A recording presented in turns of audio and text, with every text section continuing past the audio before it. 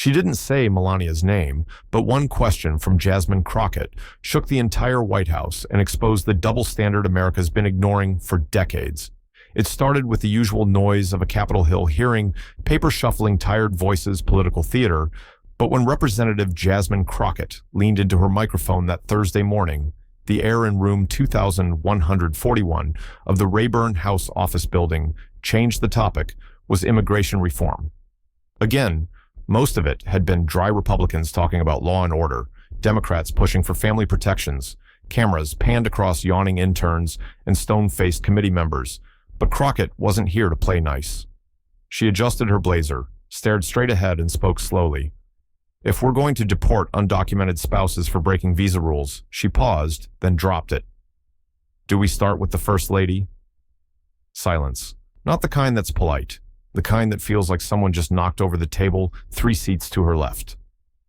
Representative Glenn Bradbury blinked hard, lips parted like he couldn't believe she'd actually said it on the Republican side. Murmurs bubbled into a quiet rustle, papers being picked up, a hand covering a cough that might have been a laugh. C-SPAN's closed captioning feed caught up 5 seconds later. Phones vibrated in the audience. Rose, a staffer from Nebraska, looked up from her laptop with wide eyes and mouthed, "Did she just say Melania Crockett didn't repeat it?"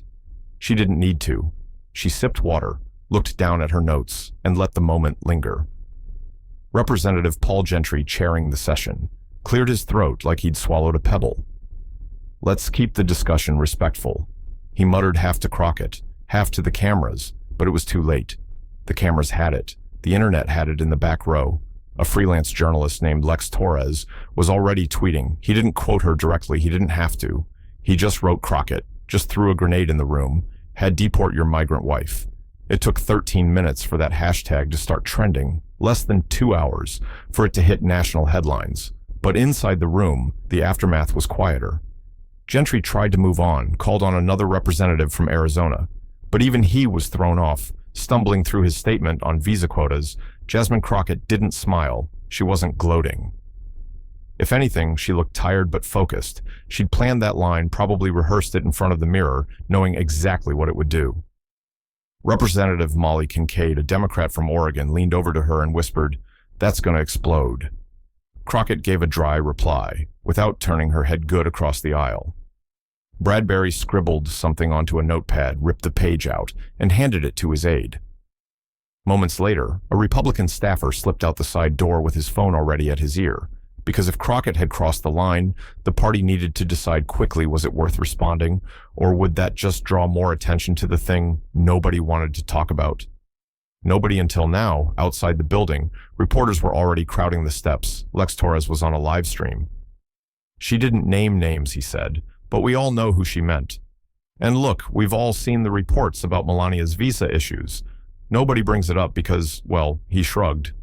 "Now they will." Inside the hearing limped on, but the atmosphere had changed. Words hit different.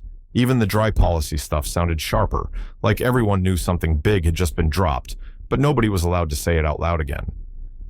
Jasmine left the room 10 minutes later, walking straight down the corridor with her team. She wasn't answering questions, at least not yet, but she didn't look rattled. She looked like someone who had finally said the thing. Everybody else had tiptoed around for years, but while she walked calmly out of that hearing room, chaos was already starting to build inside the West Wing. The hearing had ended less than an hour ago when the storm hit the West Wing. Inside the private dining room off the Oval Office, Donald Trump stood behind a chair, gripping the top of it so hard his knuckles turned pale. The flat screen mounted on the wall replayed Jasmine Crockett's now viral moment on a loop, the closed captioning bold and slow. "Do we start with the First Lady?" Trump didn't blink. He didn't sit. He didn't even yell at first. He just stared at the screen like it had personally insulted him. Hope Daniels, one of his senior advisors, stepped forward. "We're drafting a press response, just a quick, don't write anything." He snapped, eyes still locked on the screen. "This woman just said, my wife should be deported. She said that in front of the world." Daniels froze. The room was packed. Chief of Staff, Vic Marino, Press Secretary, Carla McNair, Communications Deputy Rudy Finch, and a legal advisor. Nobody even knew by name. Everyone looked around like they were waiting for someone else to jump in. Trump finally turned around. Where the hell was Paul Gentry? He should have shut that down. Where is he? He tried. Sir McNair said he called for order. Trump raised his voice. Not order. He should have kicked her out, suspended her something. They'd suspend a Republican for saying something like that. There was a pause. Nobody wanted to remind him that Crockett hadn't actually named Melania. Not out loud, that kind of correction could cost a job.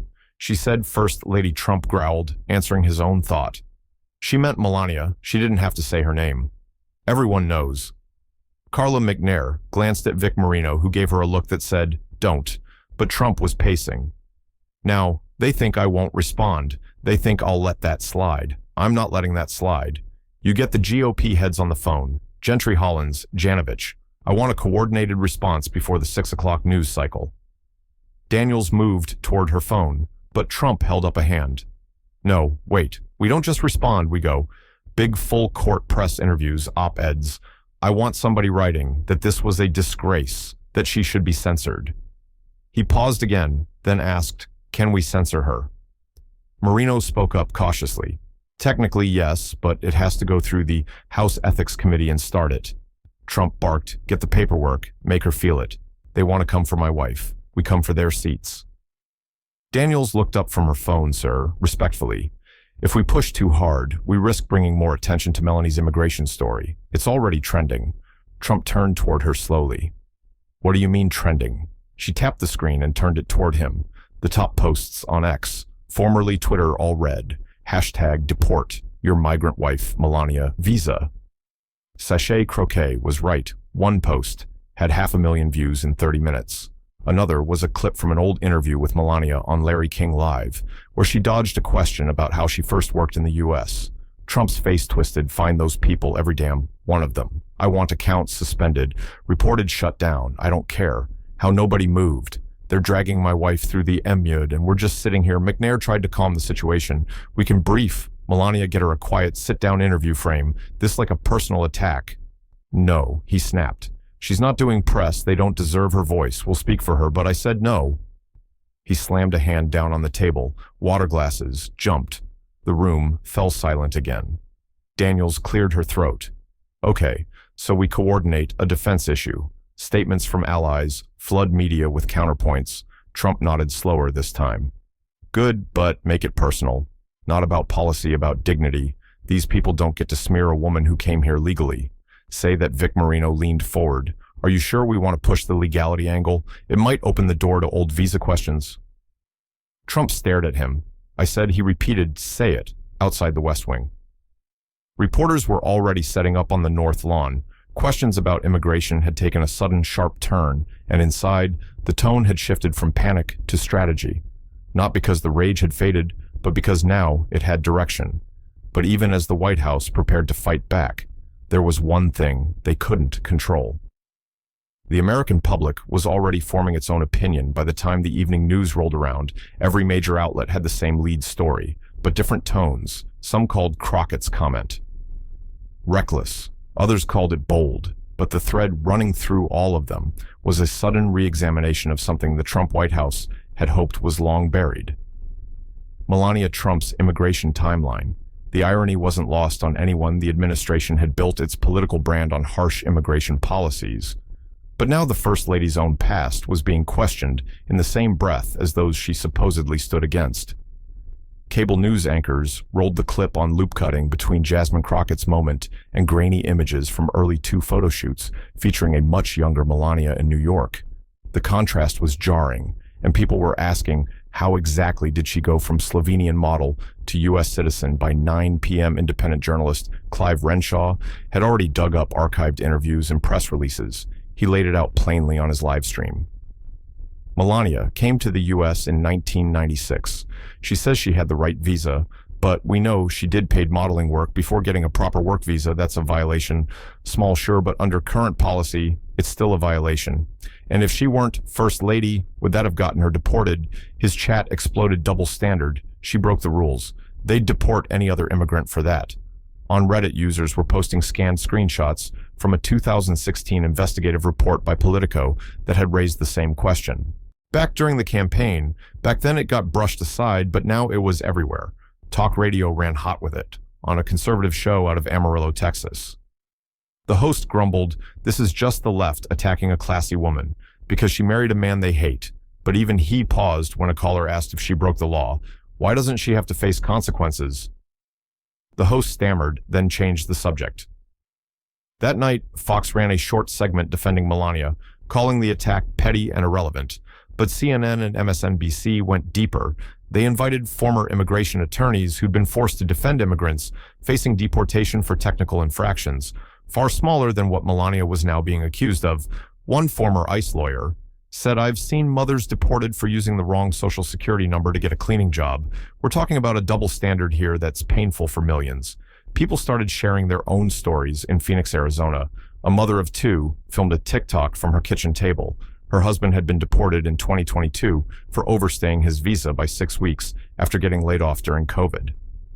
"I just want to know," she said, holding back tears, "why my kids lost their father over a technicality, but Melania gets to stay first lady. Like none of it matters." That clip hit 10 million views in a day. The next morning, newspapers picked it up. The St. Louis Sentinel ran a front-page headline, "Who deserves a second chance?"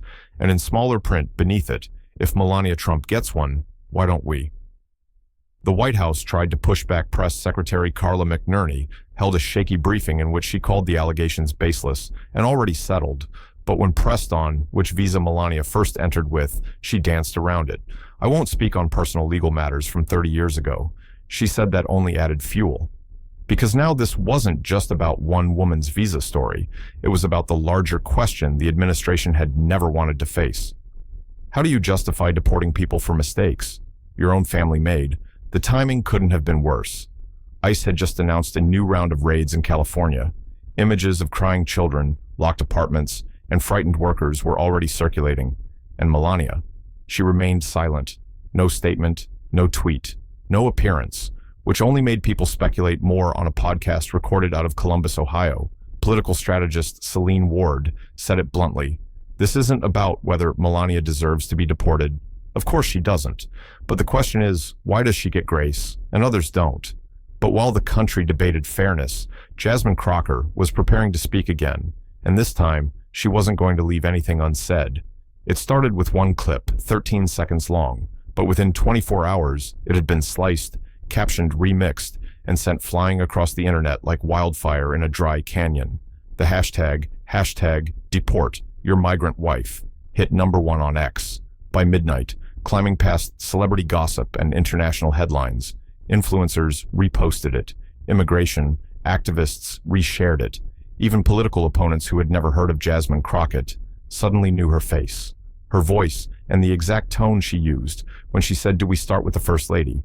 But it wasn't just activists and journalists. Now, a high school teacher in Burbank filmed a reaction video during her lunch break. A cashier in Wichita made a TikTok explaining how her uncle got deported over a late form on YouTube. Entire channels emerged overnight, dissecting Melania Trump's visa journey like a forensic crime scene, and the reactions weren't all on one side. Conservative voices pushed back hard. Talk show host White Rucker went on a 10-minute tirade, accusing Crocker of launching an unprovoked assault on a graceful woman who came here legally. His rant got clipped and shared too, but not in the way he'd hoped. The internet zeroed in on one line. "Melania's story is different. She married a successful American, and that makes all the difference." People didn't let that slide comment. Sections lit up. "So marriage erases the rules. Tell that to every immigrant couple ICE tore apart. My sister married a citizen and still got deported." Even late-night comedians joined in on the Steve Ramirez show. The host opened his monologue with, "So, apparently, if you break immigration laws but marry a billionaire, it's patriotic. If you break the law to feed your family, it's criminal. Makes total sense." Laughter, applause.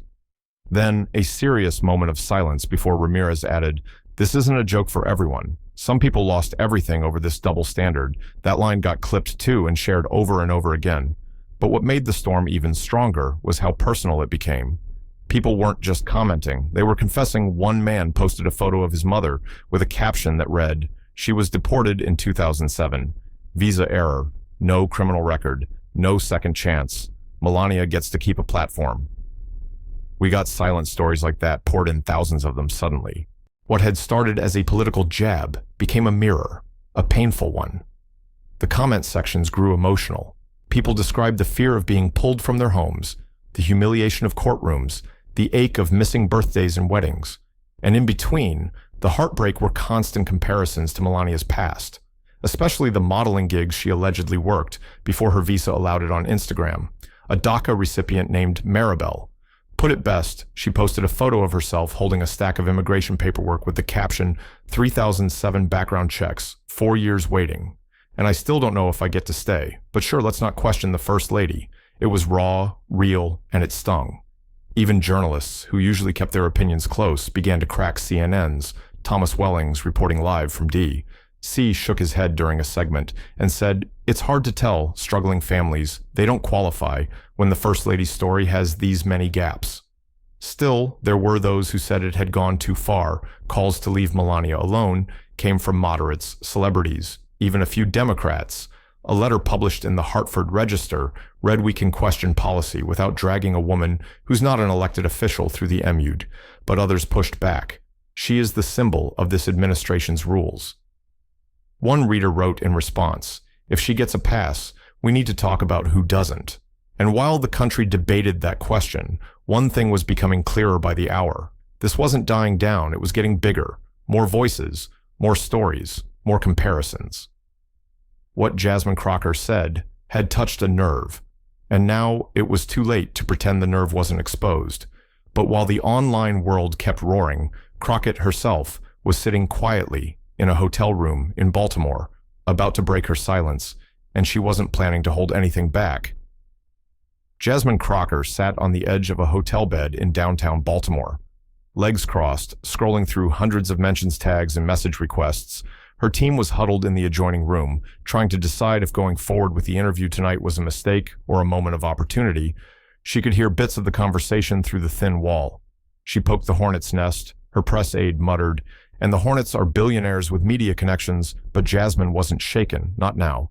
Not after everything she'd read over the last 24 hours, because somewhere between the death threats, the right-wing radio slander, and the cable news clips calling her disrespectful, she'd read a message from a woman in Fresno. "My dad got deported in 2019 after 27 years in the US. Your words made me feel like someone finally saw us. Thank you." That stuck with her. The hotel room smelled like old coffee and industrial carpet cleaner. The makeup artist powdered her forehead, her stylist adjusted the blazer, and as the clock ticked closer to 7 p.m., Jasmine's phone buzzed again, this time with a message from a member of the Congressional Black Caucus. "You're not wrong, just be ready for the firestorm." She already was, across town. Cameras were being set up in a studio for a prime time. Sit down with Latrice Greer on Nation Talk tonight. It wasn't a softball show.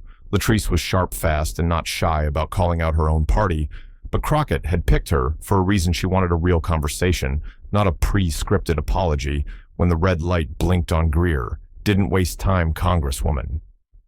She began last night. "You lit a match. People are calling you courageous, reckless. Everything in between. Let's go straight to it." "Did you mean to suggest that the First Lady of the United States should be deported?" Crockett didn't blink. "What I meant," she said, "is that we can't keep enforcing immigration rules with cruelty and technicality on one group of people while pretending those same rules don't apply to the powerful." Greer leaned in. "You could have made that point 100 ways. Why this one? Because people ignore the truth when it's comfortable." Crockett said, her voice even, "But they get real quiet when the truth hits too close." "I wasn't attacking a woman. I was exposing a system." Greer nodded slowly. "You didn't say her name, but you knew who people would think of." "I did," Jasmine replied. "And you know what? That silence that fell after I said it, that was truth landing. Nobody in that room had a defense. They just didn't want the conversation to happen. The interview aired live, uncut, and within minutes, clips began surfacing everywhere. Her most quoted line came right after. Greer asked if she regretted her choice of words. Crockett didn't hesitate. No one gets a free pass just because their husband lives in the White House. That became a rallying cry for some and a target for others. By morning, the backlash had sharpened. Fox News ran segments accusing her of demeaning the office of the First Lady. House Republicans drafted a letter requesting formal censure. One conservative commentator went so far as to call her un-American, but Crockett didn't waver. She tweeted simply, If speaking truth makes me un-American, then what does that make the people deporting families over paperwork? That one went viral too, and behind the scenes, some Democrats were getting nervous. One senior member of the party reportedly said during a closed-door meeting, "I agree with her in principle, but the optics are a nightmare," to which another younger rep replied, "Maybe it's time we stop worrying about optics and start worrying about people in public." The reaction was split but loud at a rally. In Cleveland, a crowd chanted Crockett's name and held up signs with their loved ones, immigration cases written across them. But in Jackson, Mississippi, a small group of protesters waved American flags and signs that read, "Respect the First Lady," in bold red paint. Crockett stayed focused. She appeared on one more talk show that week. When asked what her end goal was, she said, "I want fairness. I want the same mercy and patience given to those in power to be given to those without it. And I want people to see the system for what it is, rigged for the few." But while her words resonated with many, they also kicked the door wide open. And now the GOP had no choice but to walk through it. The room was cold, sterile in that way. All high-security spaces are no windows, no phones, just a long oak table surrounded by worn suits and tight jaws. This wasn't the public-facing GOP. This was behind closed doors, off the record, and very off the books. They met on the 5th floor of the Capitol Hill Club, a private location Republicans often used for these kinds of conversations, the kind that weren't meant to be caught on camera or overheard by interns taking notes. At the head of the table sat Russell Cranehouse. Majority Leader, he didn't speak. Right away, just looked around at the faces of senior strategists, communications directors, and the heads of various conservative PACs. "This is a mess," he said finally, flat and low, "and I want to know how we're going to clean it up." Someone cleared their throat. Pete Farnell, a senior media strategist who'd worked every election since Reagan. "Sir, if I may, Crockett took a swing, but we gave her the bat. We've ignored the Melania question for years now. It's out, and people aren't buying the double standard." Crane shook his head. "We don't need to win Twitter. We need to control the damn narrative." Kendra LeMay, deputy chair of Outreach, tapped her pen on a legal pad. The far right wants blood. They want her censored, or at least dragged through a few news cycles, but independence. They're conflicted. The numbers are moving. She turned a sheet toward Crane. "In the last 48 hours, we've seen a 6-point dip in support from suburban women. They're not mad about Crockett's tone. They're asking why nobody ever explained Melania's story in the first place." Crane leaned back, exhaling hard. "Do we have anything to shut that down? Anything concrete?" That's when Dominic Rain, legal advisor for the party's Ethics Review Committee, spoke up. "No paperwork. Violations have ever been confirmed publicly. Melania's lawyers handled everything. Before the 2016 campaign really picked up, we've never released the documents because, well, we didn't need to until now." Crane narrowed his eyes. "What are you saying?" Rain hesitated. "If we release the documents now, we might calm the storm, but if there's even a technical slip in there, it could backfire. Hard." Silence. Farnell jumped in again. "Or we don't release anything. We shift the conversation. Paint Crockett. As obsessed, say she crossed a line, frame it as an attack on dignity. Focus on her delivery, not the substance." LeMay gave a tight smile, the old magician's trick watch. "This hand, not the other." Crane looked at her. "Does that still work?" She nodded slowly. "If we act fast," they started drafting ideas on the whiteboard, phrases that could play well on conservative outlets. Attack on American women, disrespecting the office. The politics of personal destruction they ran through every option, sending surrogates to every morning. Show leaking talking points to favored columnists, staging a press event with Melania reading to children at a library, make her look graceful above the noise someone said, but not everyone was on board in the corner. Robert Vance, a junior congressman from Nevada, crossed his arms. "What if we just answer the damn question?" Crane looked at him, annoyed. "What question? Whether she violated the rules, whether it matters. People aren't asking if Crockett was rude. They're asking if she's right." The room went still for a moment. Then Crane shook his head. "We don't answer traps, we steer around them," Rain added quietly. "Besides, if we admit to the double standard, it doesn't stop at Melania. It goes to every big donor's cousin, every campaign volunteer we helped get a waiver for." Crane snapped his fingers. "Exactly, this isn't just about her. It's about the whole damn scaffolding. The meeting ran past midnight when it ended. A coordinated plan was in motion. By the morning, GOP spokespeople flooded the airwaves with a fresh narrative. Jasmine Crockett was making immigration, political targeting, women weaponizing legality. Not a single one of them addressed Melania's visa records. They didn't have to. They were betting that the public wouldn't stay focused long enough to demand real answers. They just needed to wait out the outrage. But what they hadn't counted on was that this time people weren't losing interest, because the silence around Melania was becoming louder than any statement they could have made. She hadn't spoken, not once. Not a tweet, not a statement, not even a glance toward the cameras that waited outside Trump Tower. When she briefly returned to Manhattan 2 days after the hearing, Melania Trump had gone quiet, and that somehow made it worse. Reporters tracked her every step, from the moment she stepped off the private jet in Morristown to her short-guarded walk into a black SUV. Cameras zoomed in, hoping to catch an expression, anything that might suggest a response. But her face remained unreadable, perfectly composed, unavailable, inside the walls of her Fifth Avenue residence. The only people allowed in were longtime aides, and one personal stylist staff reported she wasn't watching TV, but they didn't believe it. One source claimed she'd been glued to the news the first night after Crockett's comment, pacing the living room with her arms crossed and her jaw clenched tight. She knows exactly what they're saying about her. The source said she just refuses to answer the way they want. That silence sparked even more speculation. Cable news anchors began dissecting it like it was a strategy. Some saw it as calculated, an elegant refusal to engage in the MUD. Others called it tone deaf, a failure to show empathy when millions were hurting from the same system, now being questioned because of her. In a segment on Morning View, analyst Howard Leeds laid it out bluntly. Her silence is not neutral. Not anymore. It sends a message, intentional or not, that she feels untouched by the same rules applied to everyone else. The host chimed in, "Isn't that the whole issue?" The silence says, "I'm above this." And people feel that meanwhile, her supporters frame the silence as dignity in the face of cruelty.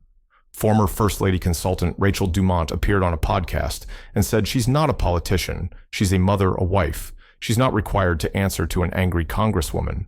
But that argument had less weight this time because while Melania had stayed quiet, thousands of immigrants across the country didn't have the luxury on a Thursday night in El Paso during a live CNN town hall on immigration. An audience member stood up and asked the panel if I said nothing during my ICE hearing, would I be treated with dignity or thrown on a plane? No one answered, and still Melania said nothing.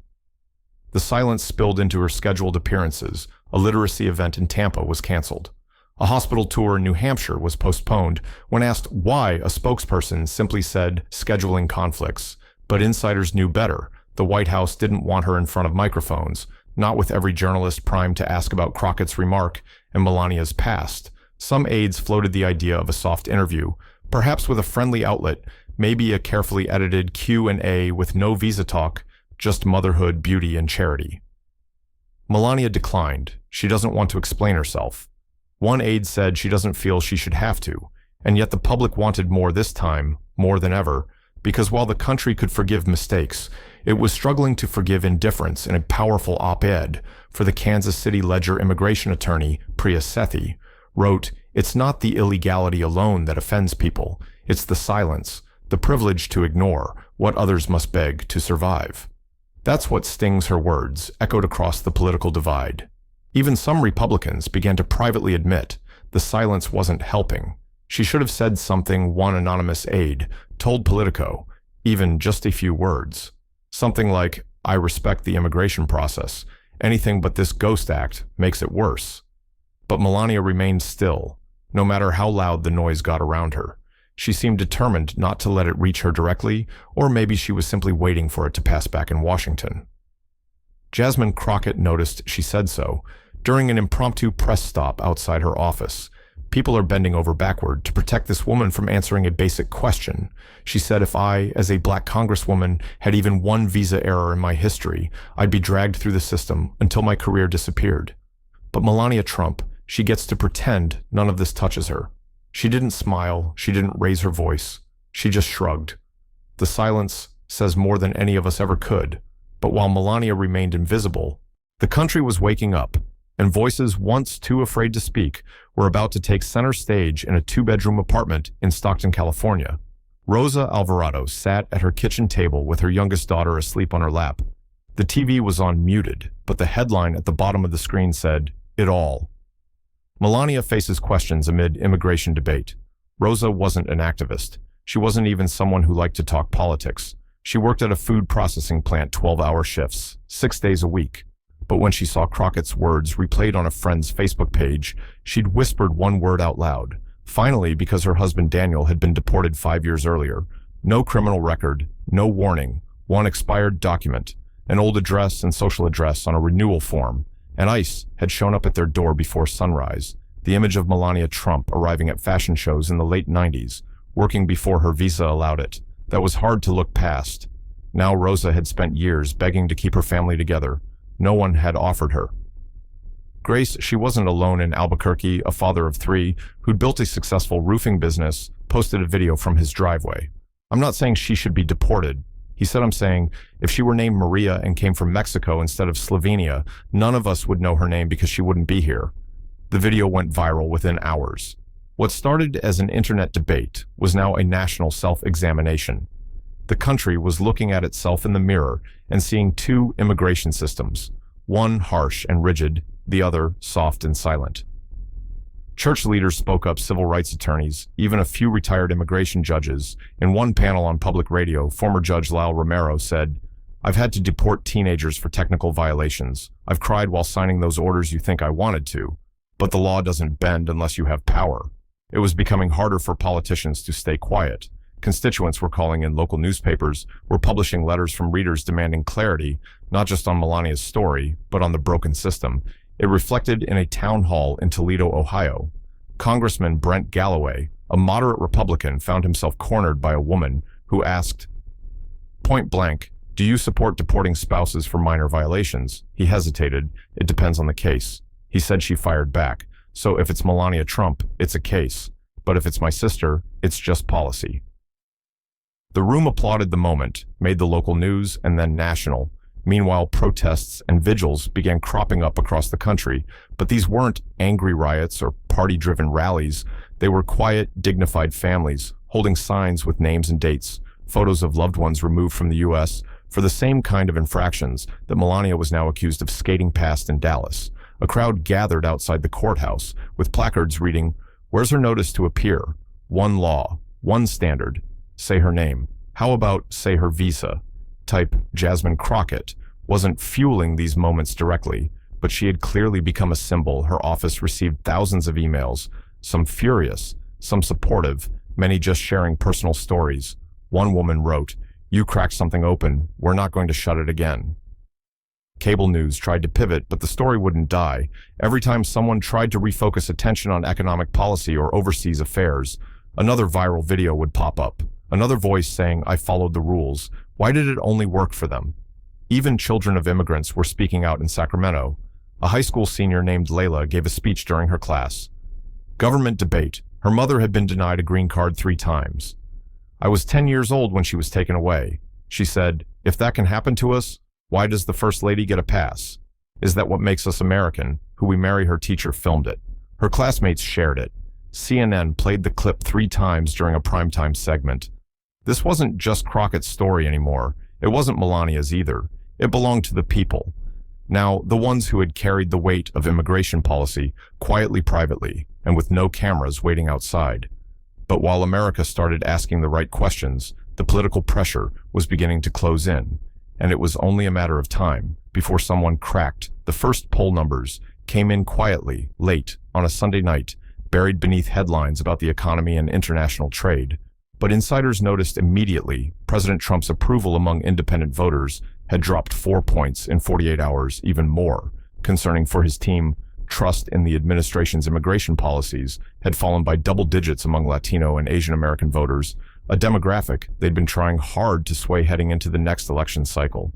In short, the silence wasn't working anymore. Inside the West Wing, things were no longer composed. The briefings were sharper, the temper shorter.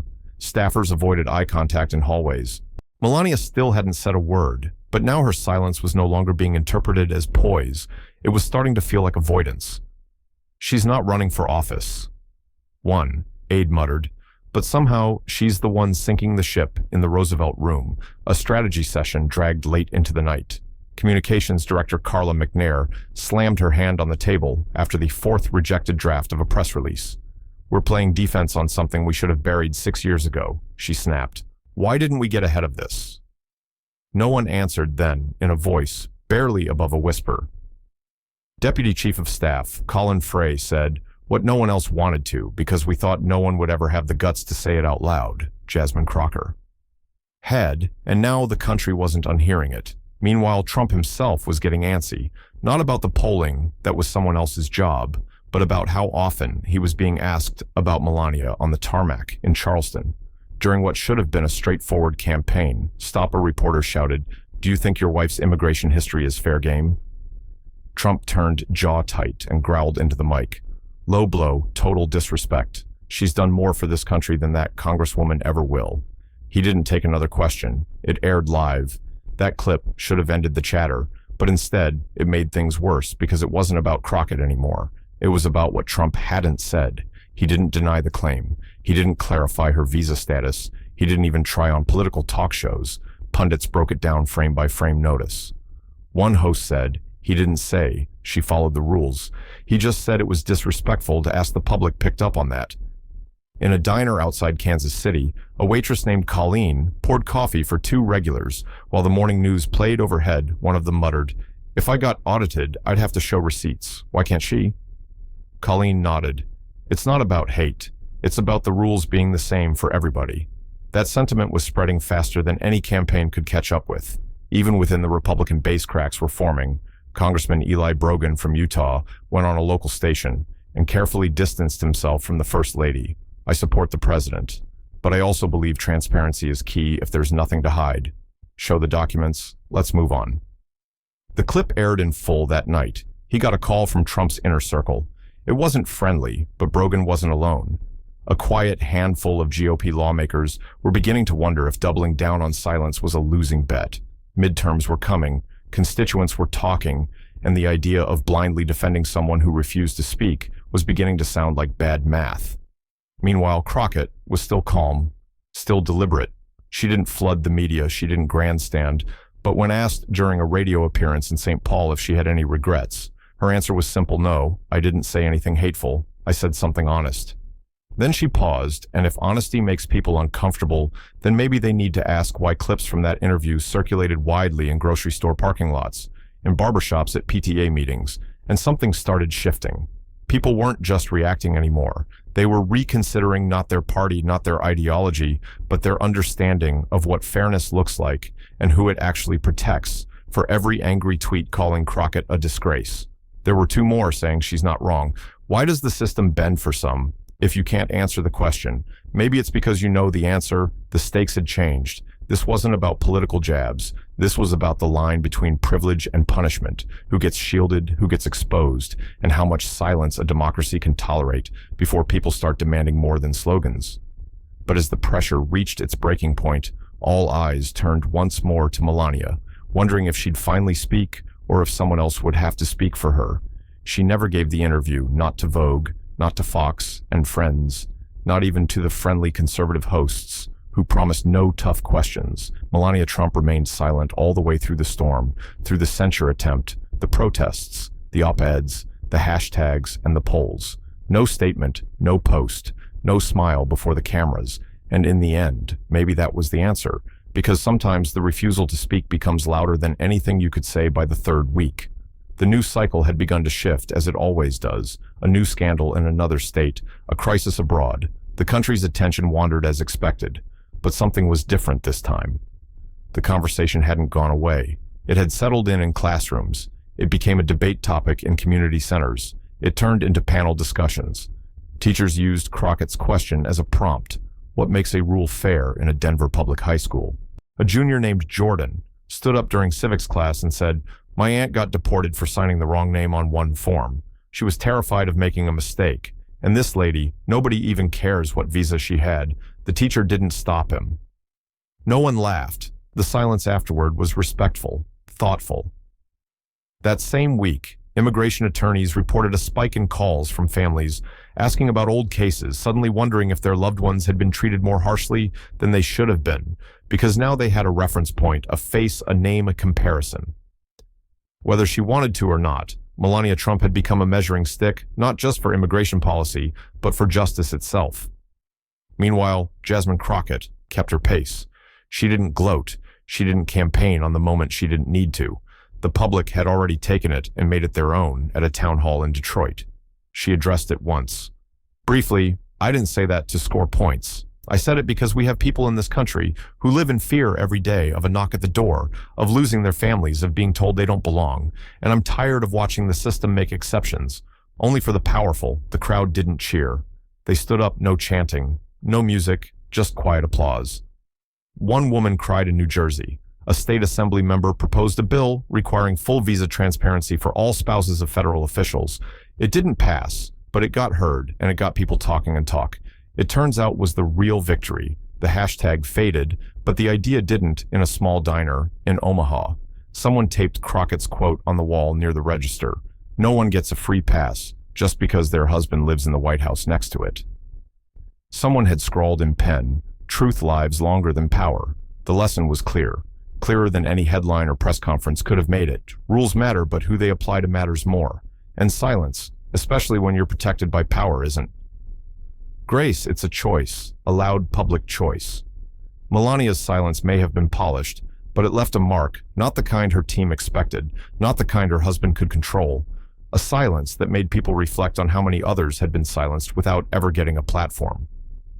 One former ICE officer put it best in an anonymous quote to a local reporter: "In 20 years, I've seen people deported for the tiniest infractions. Good people scared people." This was the first time I ever saw the system get embarrassed. The White House never released Melania's full immigration history. The questions were never answered. The paper stayed sealed, but the message stayed open, floating present, unresolved. And maybe that's what gave it weight, because Crockett had forced the country to confront something it already knew but had never said out loud. Fairness isn't just about the rules, it's about who gets forgiven for breaking them. And now every time a family faces separation, every time someone gets denied for something small, people will remember this moment, this silence, and wonder, would the outcome be different if I had a different last name? And maybe that's what truth really is. Not a soundbite, not a statement, but a question that never fully leaves the room. If this story gave you something to think about, if it made you pause, question, or feel something real, don't forget to subscribe. This space is for stories that ask the hard questions, and we've got more coming.